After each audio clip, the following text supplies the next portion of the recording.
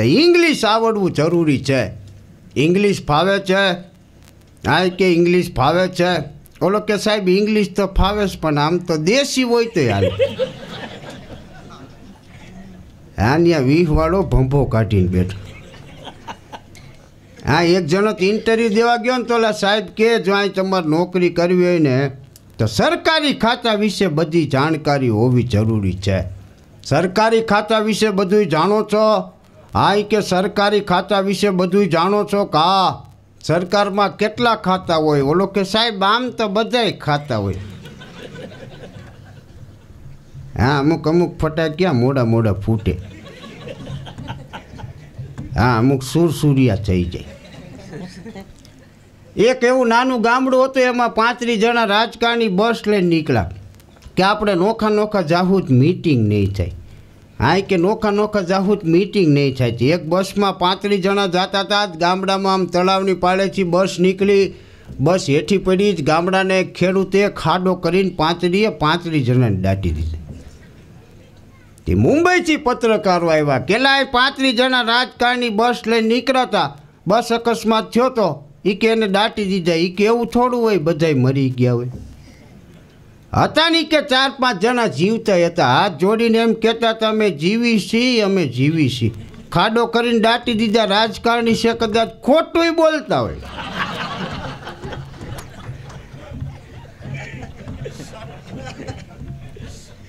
હા હારા જીવનની મજા. ગામડું છે ને એની આગળ ગણતર છે. કારણ કે ગામડું છે એ આપણા સંસ્કારો છે. આપણે ભૂલી ગયા નવા યુગમાં આપણી સંસ્કૃતિ. નકર કેવા ગામડા હતા કે ગામડામાં વસ્તી નાની હોય, ઘીરે ઘીરે જ્ઞાની હોય, વહુને સાસુ ગમતા હોય, ભેગા બેહી જમતા હોય, એ ભૂલ થાય તો નમતા હોય ને છોકરા ખોળામાં રમતા હોય ને એવી માની મમતા હોય. આંગણીએ આવકારો હોય, ત્યાં મહેમાનોનો મારો હોય, વ્યવહાર એનો હારો હોય, ગામમાં ચા પીવાનો ધારો હોય, સત્સંગ મંડળી જામી હોય, બેહે તો હવાર હામી હોય, એક ઓસરીએ રૂમ 4 હોય, ભેગું હવનું જમણવાર હોય, ગોકુળિયા કહી અને બિરદાવતા હોય. એવા અમારા ગામડા હોય. એ આપણા ગામડાની સંસ્કૃતિ હતી ને. ગામડાના એક બાપા છે ને શહેરમાં જાય એસી વાળી ઓફિસમાં જઈને ટાઈમ પાસ કરીને આવતા. કાપડવાળાને કેલા કાપડનું હું એ કે 800. હવે 800 ન હોય, 400 દેવું, 400 ન આવે કાંઈ નહીં, તારો માલ પાછો, એમ કરીને આવતા રહી. ઇલેક્ટ્રિકની દુકાનવાળો જોઈ ગયો બાપો ગામ આખાને કડે ચડાવે, અહીં આવે એટલે હું કડે ચડાવું. અને બાપા બરાબર નીકળ્યા ને ઇલેક્ટ્રિકની દુકાનવાળો કે હે દાદા અહીંયા લો ચા પાણી પી. તે ચા પાણી પીતા હતા ને ફડકે એક રેડિયો પડ્યો હતો ને ગામડાના બાપા કહેલા રેડિયાનું હું. ઓલાને ખબર હતી હમણાં કહેવું એટલે અડધા કહે. હાથી 200 રૂપિયાના રેડિયાના 400 રૂપિયા કીધા. હવે ખોડા એ કે 400 ન હોય, ન બોલ 200 દેવો એ કે ઉપાડ.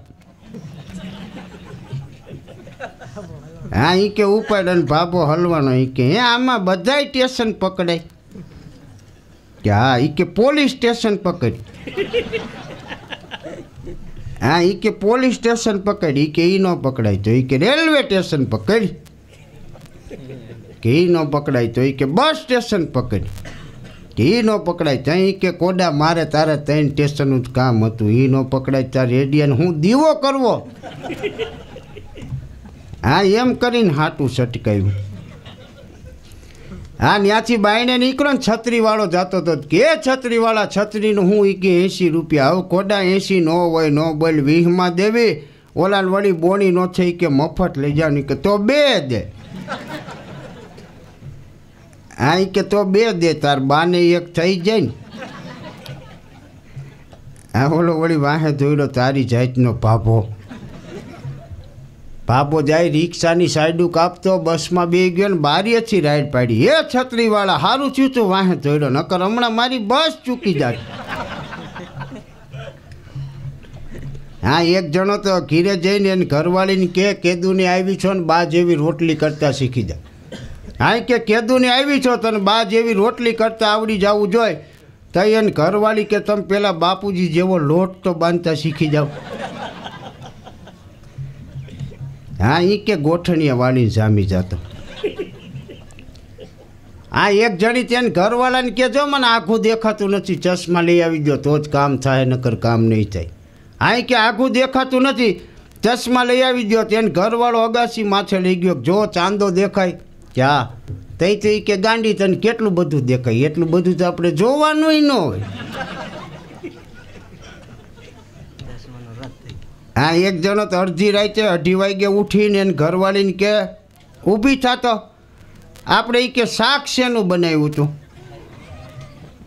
હવે લે તે નહીં ખાધું હોય.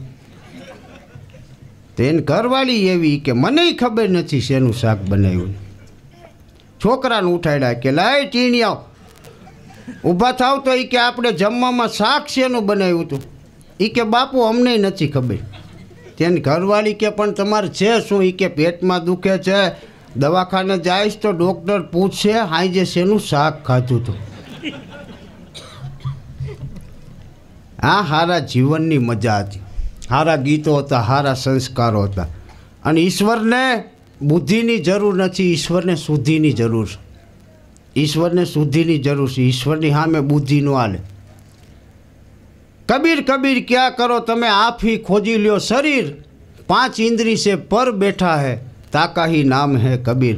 ભગવાને આવી કાયા આપી, નકર આય તમે ઝાડું વાવો ના ત્રીજા ઘીરે એના મૂળિયા નીકળશે. આય તમે ઝાડું વાવો ત્રીજા ઘીરેના મૂળિયા નીકળશે. આ ભગવાને માથામાં વાળ બનાવ્યા, કોઈ દી કોઈ એવું સાંભળ્યું મોઢામાં મૂળિયા નીકળ્યા? હા, તો આપણે ખીચડીના જ્યુસ બનાવીને પીવા પડે. દાંત આવ્યા, દાંત છે એ એસેસરી જ છે. એ નાનપણમાં ન હોય, મોટા થાય પછી અલગથી ફિટ થાય. તમે નવી ગાડી લ્યો એટલે એમાં એસેસરી જ અલગથી ફિટ થાય. દાંત છે એ એસેસરી જ છે. આ મૂછું છે એ એસેસરી જ છે. ઘણા નો એ તો પછી જેવી ગાડી.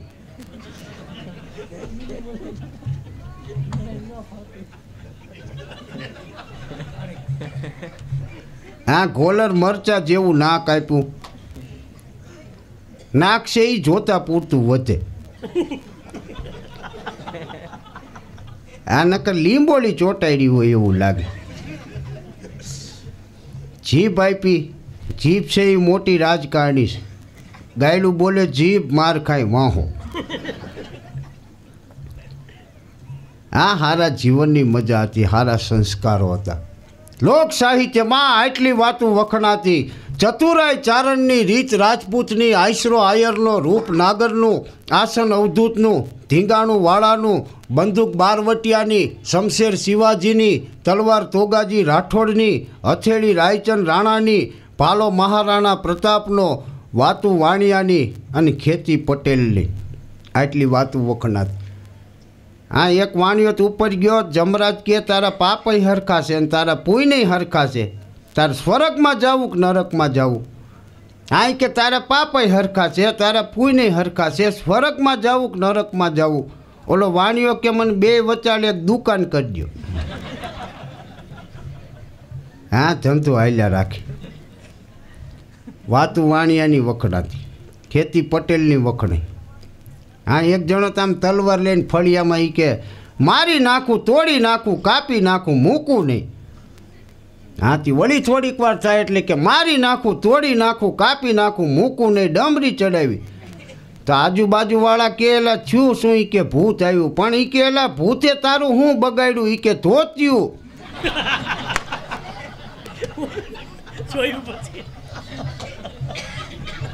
હા, એ કે હું ધોઈ દઉં, આને હેઠી મૂક.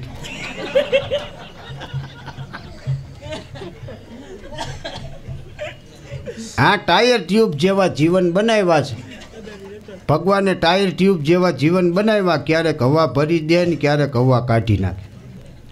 ટાયર ટ્યુબ જેવા જીવન છે, ક્યારેક હવા ભરી દે, ક્યારેક હવા કાઢી નાખે, ક્યારેક મોજમાં આયલા જતા હોય, ક્યારેક ખોજમાં આયલા જતા હોય. અને ટાયર ટ્યુબ છે ને બે પતિ પત્ની છે. ટાયર ઓલી ટ્યુબને કે આ તો અમે બાયને સ્પીડ બ્રેકરને કાંકરાને પાણાને એવું સહન કરીશું એટલે તમે અંદર બેઠ્યું છે. તો ઓલી ટ્યુબ હતી ને કે આ તો અમારી અંદર હવા ભરી છે એટલે તમે સ્પીડ બ્રેકરને પાણાને કાંકરાને એવું સહન કરો છો. તો એ 2 માણસ બાંધતા હતા ને એમાં એનું છોકરું વાલ.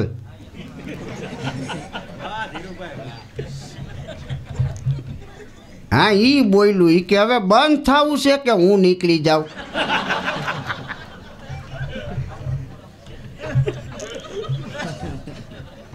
હા અમારે રાજકોટમાં તો એવું ઉપડ્યું હતું, ક્રિકેટનું એવું ઉપડ્યું હતું કે જ્યાં તમે જોવો ત્યાં પાનના ગલે ક્રિકેટ. તેમાં શમશાન યાત્રા જાતી હતી ને તો ઓલા બધાને ક્રિકેટ જોવા ઊભા રહી. આ ઓલો ગલાવાળો કે પેલા આને તો પુગાડો. લગ્ન થતા હતા ને વરરાજો ફેરા ફરતો ફરતો ઓલા અણવરને કે આ કોક માંડવાવાળાને પૂછી તો જો કેટલી ગઈ. હવે તું આવ્યો એ પહેલાં તો 3 વહી ગઈ. હા મોજ મંડળીમાંથી ઉસીના લઈને ન આવ્યો હોત તો આય વહી જાત. પુરુષ કાળો અને સ્ત્રી ગોરી એ તો રાધા ને કૃષ્ણની જોડ છે. પુરુષ કાળો સ્ત્રી ગોરી એ તો રાધા ને કૃષ્ણની જોડ છે, પણ સ્ત્રી કાળી ને પુરુષ ગોરો એ તો રોજની માથા ફોડશે. એક જણો લગ્ન કરીને ઘીરે ગયો, ઘૂંઘટો ઊંચો કર્યો, ભેંસના વાહા જેવું મોટું દેખાણ. હા ઓલો રોવા માંડ્યો. ઓલી કે તમે રોવો કા, હું નવી નવી આવી કયો તો ખરા કોની લાજ કાઢવી કોની નહીં. કે ગામ આખા ન કાઢતો હાલશે, મારી લાજ કાઢજે. હા અટાણે તો જમાવટ. પુરુષને વ્યસન નડે છે અને બેનુંને ફેશન નડે છે. કે ભગવાન કોઈને મારતા નથી.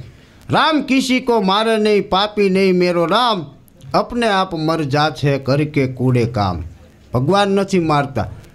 પુરુષને વ્યસન અને સ્ત્રીને ફેશન. એક જગ્યાએ જ મહેમાન જોવા આવ્યા હતા તો છોકરાના બા કે કાલે એ કે તું ટી શર્ટ ને પેન્ટ ને એવું ન પહેરતો, એ કે બુશકોટ ને એવું કાંઈક પહેરજે. કે કેમ?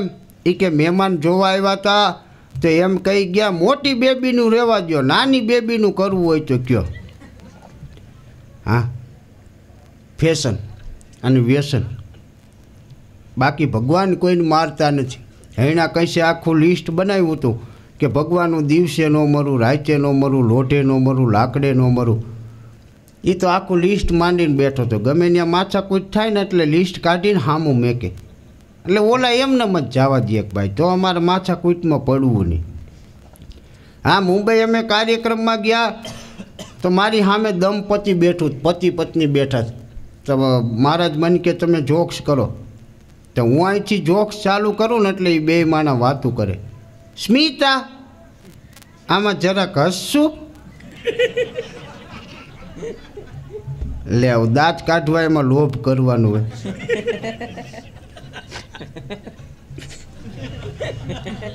હા વળી બીજો જોક્સ પૂરો થાય ને એટલે વળી વાતું કરે. સ્મિતા આમાં જરાક હસશું. ત્યાં સ્મિતા વળી એવા એ કે હા રોહિત જરાક સ્માઇલ આપી એટલે ખાલી આમ.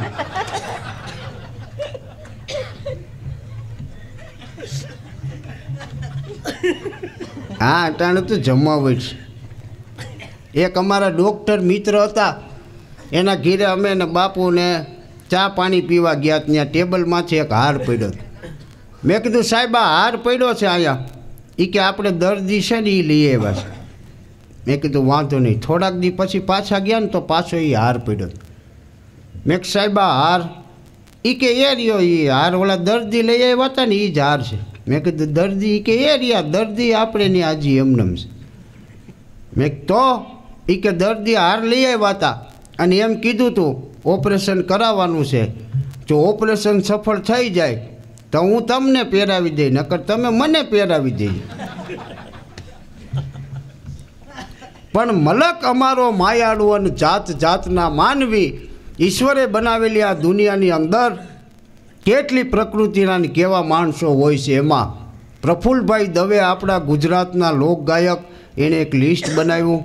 પછી અમને હાસ્ય કલાકારોને આપ્યું છે કે તમેનું સવારે બાઈને નીકળી સાંજે પાછા ફરી દરમિયાન કેટલી પ્રકૃતિના કેવા માણસો મળે. એમાં મને યાદ છે એટલા કહી દઉં કે એમાં અમને અવળચંડાન, અજ કચરાન, અજળને, અકલમઠાન, અદેખાન, અકર્મીન, આળસુન, આપડાયાન, હોશિયાળાન, ઉતાવળિયાન, એ અટક ચાળિયાન આઘા પાસિયાન એકલ પંડાન કજિયા ખોરને કદરૂપાન કરમીણાન કવાજીન કસબીન કપટીન કપાતરને એ કકડાટિયાન કામીન ક્રોધીન કાળમુખાન કાવતરા ખોરને કાંડાબલિયાન કમજાતને કબાળીન કાબાન ખટપટિયાન ખૂંધાન ખટ હવાદિયાન ખૂંખારને ખેલાડીને ખેલડીને કોચરાન ખુવારને ખુરાટને એ ગરજુડાન ગપસપિયાન ગપીદાસને ગણતરીબાજને ગળે પડુન ગંજાન ગંજેરીન ગાંડાન ગોલાન ગોબરાન એ ગુણગ્રહીન ગુલાટમારને ગમારને ગભરૂન ગાલાવેલિયાન જ્ઞાનીન ઘર રખાણ ઘણમુલાન ઘમંડીન એ ઘર ઘૂસલાન ઘેલ હાઈગ્રાન ઘૂસણખોરને ઘોંઘાટિયાન ચતુરને ચબરાકને ચોકેલને ચાપલાન ચીકનાન ચોવટિયાન એ છકેલને છોકર મતિયાન છેલ બટાવ છીછરાન જબરાન જોરાવરને જબર વસીલાન જીરાન ટેકીલાન ઠરેલાન ઠાવકાન એ ઠંડાન ડંફાસિયાન ડાકુન ડરપોકને ડખીલાન ડફોલને એ તરંગીન તમોગુડીન તુકાબાજને દયાળુન દરિયાદિલને દાણચોરને દાઝેણું દુખિયાન દિલ લમડાન દોડડાયાન એ ધંધાદારીન ધમાલિયાન ધોકાપંથીન ધાડપાડુન ધૂતારાન ધર્મીશને ધૂળ ધોયાન એ ધીરજવાનને નવરાન નખોદિયાન નકટાન નમાલાન નિડરને નિસ્વાર્થી નિજાનંદી નિષ્ઠુને નિર્ભયને નિર્મોહીન એ પરોપકારીન પરિશ્રમીન પરાધીનને પહોંચેલા એ પંચાતિયાન પાણીયાળાન પોચાન પોપલાન પ્રેમાલને પાગલને પલટિયાનને ફોસીન ફતન દિવાળિયાન ફાકાનને ફાલતુન ફૂલણસિંહને બહાદુરને બગભગતને એ બટક બોલાન બહુરંગાન બાયલાન બાધકણાન બાંગરાન બેદલને બિચારાન બેદરકાનને બોલકણાન બીકરને બુદ્ધિશાળીન બોતડાન ભડવીરને ભૂલાન ભલાન ભદ્રિકને ભારાડીન એ ભાંગ ફોડિયાન ભૂંડાન ભોળાન ભમરાળાન મરણિયાન મસ્તીખોરને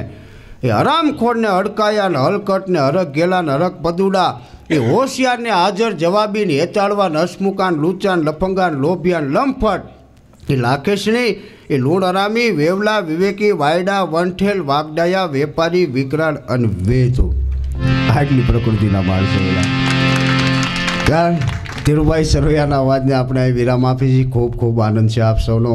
અમારા બાપુનો એવો ભાવ હતો કે આપણે સોખડા ગામને આંગણે કાર્યક્રમ કરવા માટે જ આવું છે. હાસ્યની એવી વાતો તમને સંભળાવી છે, પણ દરેક કલાકારો જ્યારે ભાવથી મળ્યા છે એવા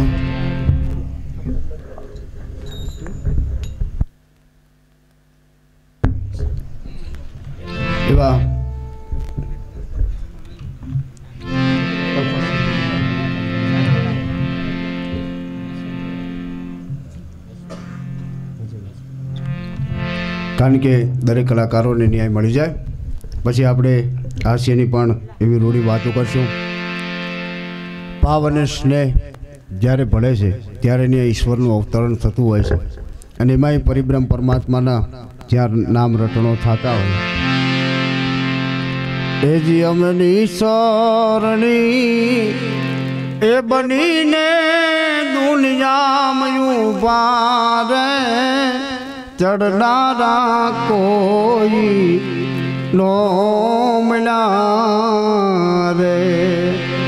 એક દોહો મને બહુ ગમે છે. વિદેશની અંદર જ્યારે આપણા લોક કલાકારો જાય છે ત્યારે એ અદ્ભુત દોહો કહે છે કે અમારી કાઠિયાવાડમાં કોકદી ભૂલો પડજે ભગવાન, થાય છે અમારો મહેમાન પછી તને સ્વર્ગ ભૂલવાડી દેવું શ્યામલા.